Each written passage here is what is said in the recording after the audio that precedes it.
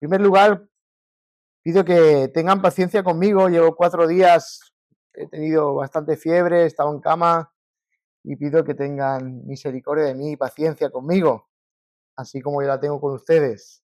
Amén. Y vamos a continuar esta mañana. Hemos expuesto nuestro corazón cantando al Señor juntos. Hemos orado al Señor. Y ahora vamos a pedir al Señor que nos hable a través de su palabra. Y qué bueno que hacerlo con reverencia delante de Él, ¿verdad? Un temor reverente. Pidiendo a nuestro buen Dios que nos hable a través de las Escrituras, que nos hable de su voluntad preciosa para nosotros, que podamos contemplarle en lo que en esta mañana expresemos y que la exposición de su palabra alumbre nuestro entendimiento. Vamos a pedirle al Señor, pídale por un servidor que pueda ser un utensilio en esta mañana para la gloria de su nombre y también por usted. Vamos a pedir juntos.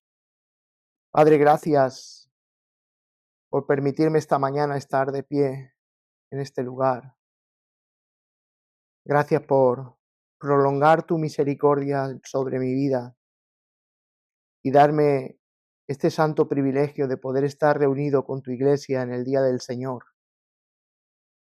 Hemos cantado a tu nombre, hemos confesado nuestros pecados. Estamos delante de ti, Señor. Qué hermoso es vivir una vida delante de ti, sabiendo la gracia que tenemos en Cristo. Pido, Señor, que sigas pastoreando el corazón de tu iglesia, que formes a Jesús en nosotros, porque es la única manera que tenemos de poder agradarte, Jesús en nosotros. Así que, Señor, en esta mañana pedimos que me des la fuerza, Señor, y la capacidad de poder expresar tu palabra en esta mañana. En mi debilidad pido, Señor, que sea tu Espíritu fortaleciendo mi mente y mi corazón, y que mis palabras sean las palabras adecuadas para expresar así en cuanto tu palabra nos está diciendo. Pedimos, Señor, que sea fielmente interpretada, que quites mi corazón, Señor, de toda tentación humana, de decir cosas, Señor, que quizás tu palabra no diga, y que me ayudes solamente a decir aquello que tú solamente dices en tu palabra. Que la exposición de tu palabra alumbre el entendimiento de mis hermanos, para que nuestra fe no esté fundamentada en las palabras de los hombres, sino en tu palabra. Afirma el corazón de ellos, afirma mi corazón, afirma cada vez más a esta iglesia, que no simplemente sea una iglesia, Señor, de una temporada, Señor, sino que el testimonio fiel de la verdad de Dios en esta ciudad prevalezca por medio de tu iglesia, Señor. Ayúdanos a sostener la verdad en medio de un tiempo de caos, de incertidumbre, de inseguridad que vive este mundo, y que podamos proclamar tu verdad, Señor, con fidelidad. Seas tú glorificado en todo lo que hacemos, Señor. Gracias, Señor, por todo, en el nombre de Jesús. Hoy concluimos esta mañana con la serie de 3 enseñanzas que hemos estado compartiendo anteriormente. Dimos la primera, que era la iglesia, una comunidad unificada de Dios. La segunda semana hablemos de la iglesia, una comunión santa, y cómo la comunidad de creyentes era partícipe de esa santidad práctica, viviendo juntos, como hablábamos anteriormente de la unidad. La santidad también es un reflejo de que Dios está obrando en medio de la iglesia. Hoy nos toca la última, y la última es la iglesia, una comunidad portadora de la verdad de Dios. De eso se trata, ¿no? La iglesia. Son 3 distintivos de la iglesia que realmente están en las Escrituras y que la iglesia es sostenida por medio de ellas. Así que en esta mañana vamos a contemplar en 1 de Timoteo, capítulo 3, versículo 15, cómo este tema realmente es importante y debemos de considerarlo a la hora de buscar ser una iglesia que es conforme a las Escrituras. No todo lo que se dice llamar iglesia es iglesia. La iglesia es aquella que las Escrituras enseñan que es una iglesia.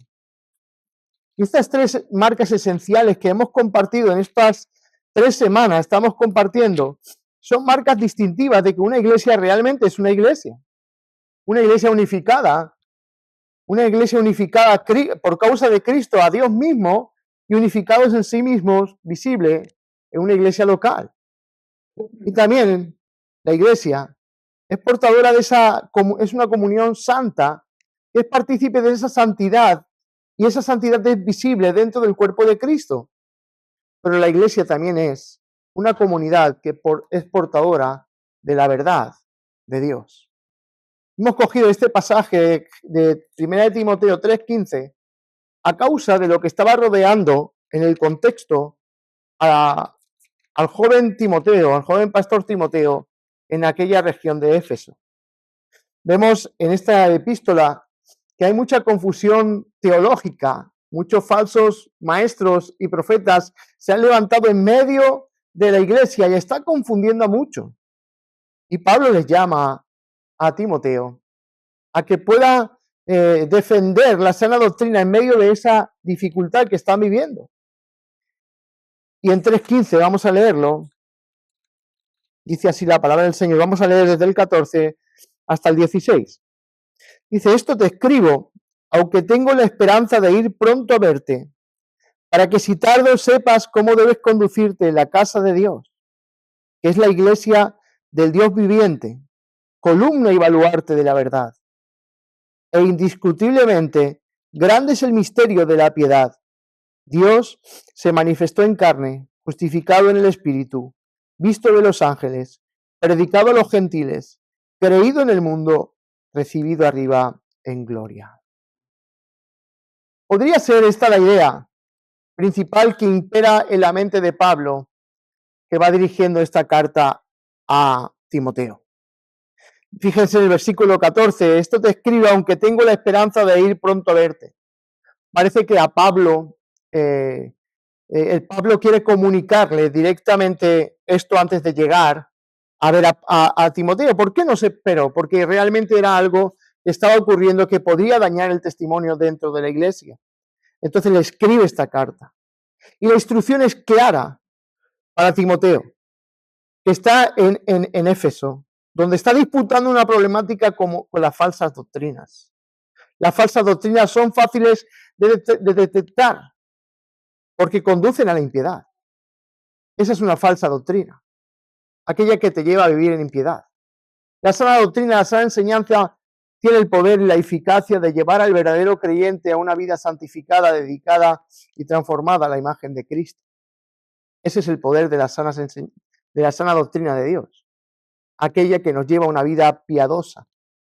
Pero los falsos maestros y profetas siempre te llevarán a vivir y a desear cosas impias, carnales, que lo único que hacen es alejar a los hombres de Dios. Y eso es lo que estaba ocurriendo en este contexto. Estos falsos maestros estaban llevando cada vez más a la gente a la impiedad. Estaban conduciendo a la gente a la impiedad, hacia los deseos pecaminosos. Porque ellos predican conforme a sus deseos pecaminosos, sus corazones corrompidos. Y los que escuchan estos mensajes realmente no están ni cerca de la salvación, ni siquiera. Están constantemente más lejos. Esto causa una deformidad de la comunidad de creyentes que está siendo expuesto a esta clase de enseñanzas. Si son expuestos constantemente a falsos predicadores, una sana fe no crecerá en el ámbito de la iglesia. Es imposible, porque la enseñanza no es fiel conforme a las Escrituras. Entonces no puede haber que una iglesia que funcione bien si la predicación de las Escrituras no está siendo fielmente como las Escrituras nos enseñan. Por eso Pablo se ve en la necesidad de escribir esta carta, como dice el versículo 14. Y tiene un propósito por el cual escribe. Dice, para que si tardo, sepas cómo debes conducirte en la casa de Dios. Ese es el propósito. Te escribo para que sepas cómo conducirte en la casa del Dios vivo. Este es el propósito de esta carta, esta instrucción. que sepas cómo conducirte en la casa de Dios. Y me gusta esta frase que utiliza para describir a la iglesia de Cristo, la casa de Dios. Porque vuelve a aparecer el conjunto de una familia que es dedicada exclusivamente a Dios. Esa es la iglesia. La iglesia es aquellos que son salvados, unidos a Cristo y son pertenecientes a la familia de Dios. Y aquí lo llama la casa de Dios. Es hermosa esa forma de expresar lo que para Pablo es la iglesia, la casa de Dios. Y vuelve a aparecer el conjunto de una familia que es dedicada exclusivamente a Dios, miembros de la familia de Dios. No hace referencia a un edificio, no hace referencia a un local, sino a personas pertenecientes a una familia. Quienes conforman la iglesia son personas que Dios salva y las une. Esto es maravilloso. Esto es una gracia que Dios hace para con pecadores como usted y como yo, salvándonos de la condición en la cual estábamos, como describe la carta de Efesios.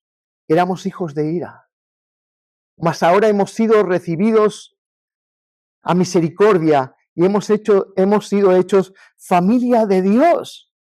¿Se dan cuenta cómo la idea de la iglesia es mucho más profunda que simplemente algo arquitectónico, algo temporal? Tiene que ver con algo que va mucho más allá de lo que nosotros podemos pensar o nos han hecho pensar. Vemos un edificio con una cruz en lo alto y decimos, mirad, ahí hay una iglesia. Eso no es una iglesia, eso es un edificio. La iglesia son aquellos que pertenecen a la familia de Dios, que han sido salvados por Dios, han sido unidos a Cristo y han sido unidos entre sí. Esa es la casa de Dios. Yo mi casa no la llamo el lugar donde vivo, sí, es mi casa, pero mi casa es mis hijos, mi esposa y yo, los que constituimos mi propia casa. Puede desaparecer mi casa y perder mi vivienda, pero sigo conservando mi casa. Es mi familia. Somos pertenecientes los unos a los otros. Y así es la iglesia. Somos la casa de Dios. Somos pertenecientes a esa familia que, unida y santificada por la verdad, permanecemos juntos por causa de Cristo. Gálatas 6:10 dice, así que entonces, hagamos bien a todos los según tengamos oportunidad. Pero dice, y especialmente a los de la familia de la fe.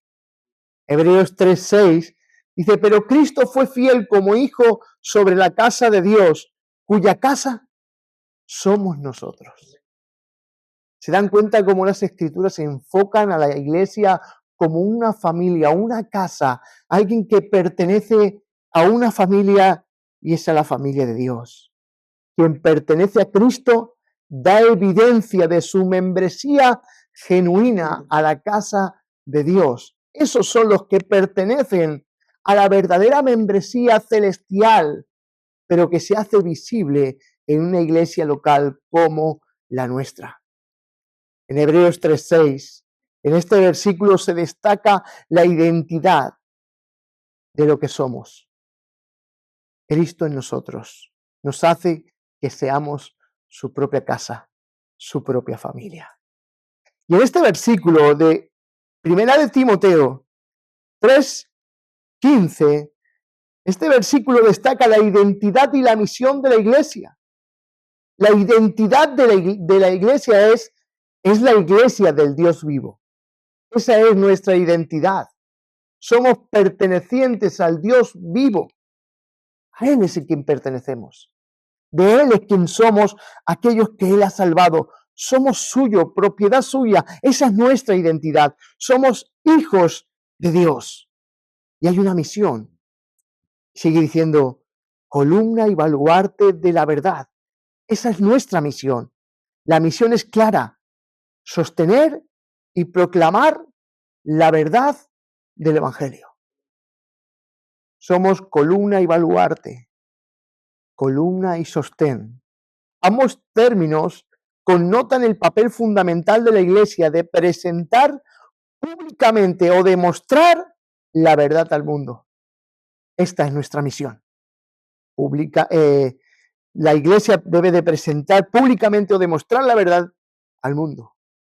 Somos portadores de la verdad, porque el Evangelio se nos ha sido encomendado para ser proclamado, pero también defendido por la Iglesia. La infalibilidad no se encuentra en la Iglesia misma, sino en la verdad que la sostiene, que es el Evangelio. Por lo tanto, sostenemos y anunciamos la verdad. Si la verdad no es sostenida y anunciada, aquello que decimos ser Iglesia deja de serlo. Porque somos Iglesia a causa de la verdad. Si una iglesia o una supuesta iglesia que se llama iglesia no sostiene ni anuncia la verdad, no es una iglesia. Vemos alrededor de nuestra ciudad muchísimos locales y lugares donde se identifican como iglesia, pero ni sostienen ni defienden la verdad de las Escrituras. Y eso es lo que hace la diferencia de ser una iglesia de Jesucristo a una iglesia que realmente no está siendo edificada por Cristo. Esa es la iglesia que Jesucristo se está edificando, aquella que sostiene y defiende la verdad, porque sabemos que Cristo es la verdad. La verdad es el Evangelio de Jesucristo. Juan 14:6. Yo soy el camino, yo soy la verdad, yo soy la vida. Disculpe.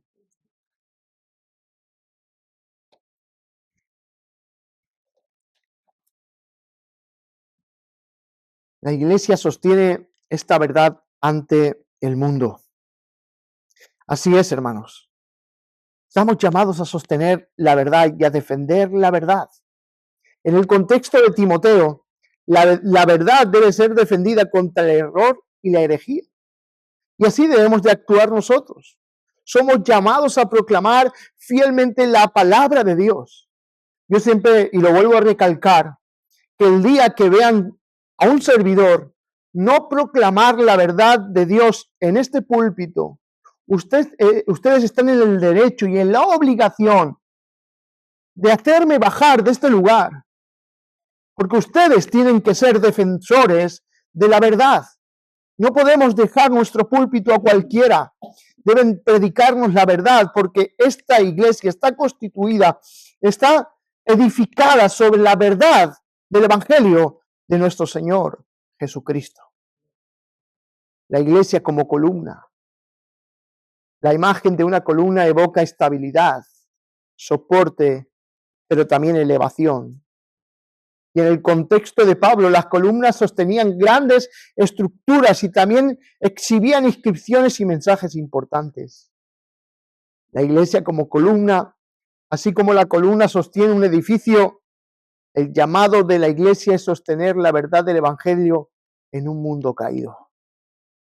La iglesia no inventó la verdad, sino que la preserva y la proclama fielmente, porque a esto hemos sido llamados. Debemos de dar visibilidad, igual que las columnas elevan las estructuras para que sean vistas desde lejos. La iglesia debe de levantar en alto la verdad de Cristo en un mundo caído. Estamos llamados a proclamar, a dar visibilidad de este gran mensaje, de que los hombres han pecado contra nuestro buen Dios, pero que pueden ser reconciliados por medio de nuestro Señor Jesucristo, quien fue levantado en aquella cruz, pero que también fue levantado hasta lo más alto, a la diestra de la majestad de nuestro Dios. La iglesia como baluarte. Un baluarte es un fundamento firme o una fortaleza que protege algo muy valioso. En este caso, la iglesia es defensora de la verdad de Dios ante los ataques del error y la falsa enseñanza. La iglesia es donde la verdad debe permanecer firme, sin ser movida por filosofías o doctrinas falsas. Miren, si la iglesia no está constituida, ni es edificada, ni defiende la verdad, cualquier cosa, si no estamos fundamentados en eso, cualquier cosa que venga de fuera no servirá. Porque la iglesia debe de amar y defender la verdad y ponerla en lo más alto. Porque hemos sido llamados a eso. Somos santificados en esta verdad. Esta verdad es la que nos hace libres de nuestros pecados. Esta verdad es la que nos transforma a la imagen de Cristo. Esta verdad es la que debemos de hablar entre nosotros en amor. Esta verdad es la verdad de Dios para nuestras vidas. Y tenemos la responsabilidad de proteger y defender la verdad de las Escrituras. Así que un primer punto que quiero sacar en esta mañana sobre la iglesia es que la iglesia está establecida en la verdad. El fundamento de la iglesia es la palabra de Dios. No hay otro fundamento en el cual podamos edificar nuestra fe. Es la palabra de Dios. Cualquiera que edifique fuera de este fundamento no es una iglesia. Efesios 2:19 dice, no somos extranjeros. Vamos a leerlo juntos. Vamos a Efesios. Capítulo 2, versículos 19 y 20.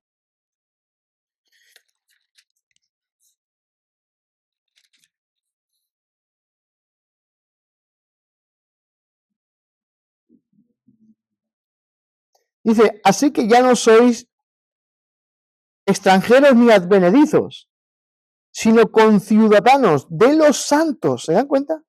Y vuelve a nombrar. ¿Y miembros de qué? De la familia de Dios. Dice el 20.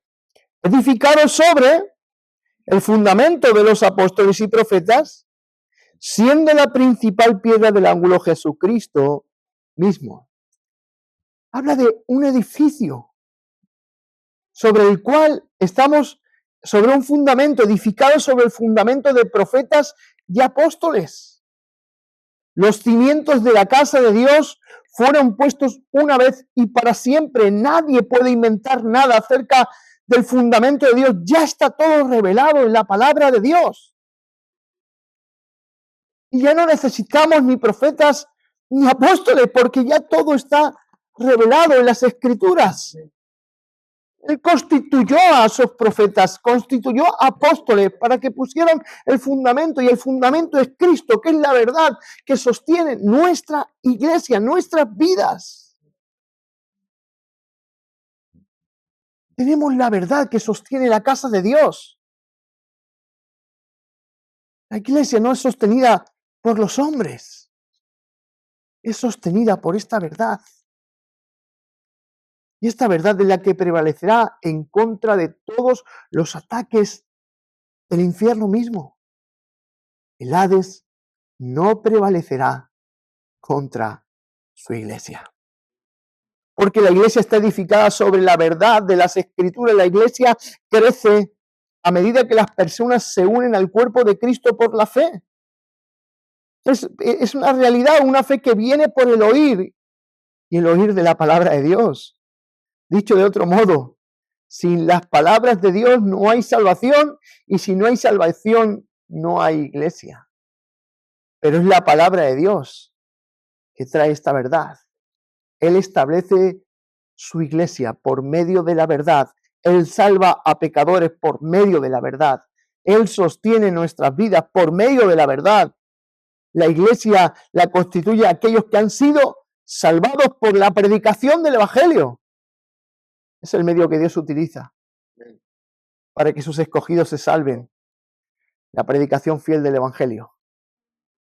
Así que es importante saber que los que creemos la verdad, son los que son parte de la iglesia invisible de Dios, que se hacen visibles en la familia de una iglesia local, que es la parte de la familia de Dios.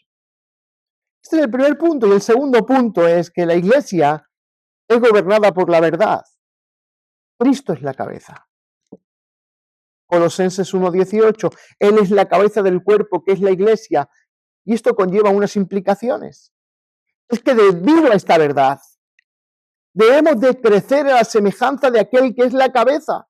Efesios 4:15 también nos lo dice, que hablando la verdad en amor nosotros, crezcamos en todos los aspectos en aquel que es la cabeza, la cual es Cristo. Es esa verdad que transforma nuestra vida, que nos conforma a la imagen de Cristo. Es esa verdad que expone nuestros pecados y nuestras mentiras para que podamos arrepentirnos y ser transformados a la imagen de nuestro amado Señor Jesucristo. La iglesia es gobernada por la verdad y la palabra de Dios es la que gobierna cada aspecto de la vida de la iglesia. Si no es bíblico, no se debe de hacer en la iglesia.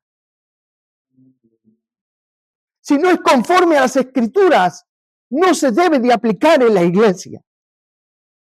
Si no lo dice la Biblia, no tenemos por qué hacerlo porque la Biblia es la que gobierna la iglesia. Y si la iglesia es gobernada por otra cosa, deambulará y será sacudida por las tinieblas por causa de la ausencia de la verdad. Podemos estar agradecidos porque la iglesia tiene las Escrituras y podemos conocer y llevar a cabo los propósitos eternos de Dios en medio de un mundo caído. Miren, salimos de contextos de iglesias muy diferentes a lo que hoy vemos. El entretenimiento es algo que cada domingo es un espectáculo. La iglesia alumbrando, haciendo multitudes de cosas para distraer, enriquecer y distraer a las personas y tenerlas cada domingo presentes porque disfrutan de aquello que están viendo. Y les llaman iglesias. Más se asemejan, más que la iglesia de las Escrituras, se asemejan a Disney. Porque la verdad no está gobernando esas supuestas iglesias. Hermanos, si no es bíblico, debe ser rechazado por todos y cada uno de aquellos que constituimos su iglesia. Si no es bíblico, no lo queremos. Y esto me lleva al tercer punto, porque la iglesia es santificada por esa verdad. Juan 17:17 nos lo dice. Santifícalos en tu verdad. Tu palabra es verdad. La iglesia tiene un llamamiento santo. Ustedes y yo estamos llamados a ser santos. Lo hablamos la anterior semana. Y no podemos ser santos lejos de la verdad de la Biblia. Y eso es visible cuando la iglesia desarrolla madurez en santidad. De eso se trata. No estamos buscando llenar este lugar de personas que vienen cada domingo a reunirse y a estar aquí buscando no sé qué. No estamos buscando eso, estamos buscando personas que realmente han sido salvadas por Dios, que se conformen a una vida de santidad, que son confrontados por la verdad, que crecen en la verdad de Dios y sus vidas son transformadas y santificadas por la verdad de las Escrituras. La verdad de las Escrituras en la vida de la iglesia santifica a las personas que pertenecen a ese cuerpo de Cristo. Hoy vemos el mal llamado evangelio, pero le llaman evangelio de la prosperidad, donde todos buscan el deseo pecaminoso de sus propios corazones, queriendo enriquecerse y vivir un evangelio que lo único que hace es distraerlos y enfocarlos cada vez más al deseo pecaminoso de sus propios corazones. No queremos multitudes que vayan detrás de todo eso. Queremos personas que Dios ha llamado, que persiguen una santidad en su propia vida, que no les importa ser confrontados con su pecado, para que puedan dejarlo, Porque cuando se confronta el pecado es señal de que hay amor por ti. Porque es la manera de decirte que te amo. Es la manera de decirnos unos a otros que nos amamos en el amor de Cristo. Porque no queremos vivir en una condición pecaminosa que nos aleje del Dios vivo. Y la verdad es esa verdad que nos santifica. Efesios 5:26, Cristo amó a la iglesia y se dio a sí mismo por ella para santificarla, habiéndolo purificado por el lavamiento del agua con la palabra, a fin de presentarla a sí misma, una iglesia sin mancha ni arruga, sino una iglesia santa. Este es el proceso con el cual Cristo se comprometió en su relación con su iglesia, a presentar una iglesia santa, sin mancha. Y ese es el compromiso que tenemos que tener todos en la iglesia. Buscar la santidad de Dios por medio de la verdad de las Escrituras. Es la santa verdad, es la santa palabra de Dios. Quien es santificado por nuestro glorioso encuentro con Cristo, Él está llevando ese proceso en nosotros, cada vez más nos está conformando a su imagen. Cristo está utilizando su palabra para santificarte. ¿Quieres ver una iglesia verdadera? No es la que reúne cientos y cientos de asistentes cada domingo, sino que aquella que por causa de la verdad sus miembros crecen en santidad y semejanza a Cristo. Esta es una iglesia de verdad. Y a esto estamos llamados. Estamos llamados a creer, sí, estamos llamados a obedecer, sí, estamos llamados a defender y estamos llamados a proclamar esta verdad. Hermanos, la verdad trae libertad al corazón pecaminoso de cada uno de nosotros. Somos santificados por esta verdad misma. Somos confrontados por esta verdad que nos ayuda a crecer a la semejanza de nuestro Señor Jesucristo. Crecer a la imagen y semejanza de nuestro Señor Jesucristo tiene que ver crecer en santidad. Y de eso se trata. El cuarto punto es que la iglesia proclama la verdad. Columna y baluarte de la verdad. Es la misión de la iglesia, es evangelizar a los no creyentes, pero también discipular a los creyentes con la verdad de la palabra de Dios.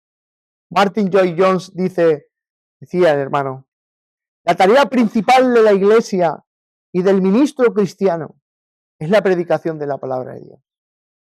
No hay nada más importante que eso. No hay nada más importante que eso. Por esta causa, cuando nos reunimos, oramos la palabra de Dios, cantamos la palabra de Dios.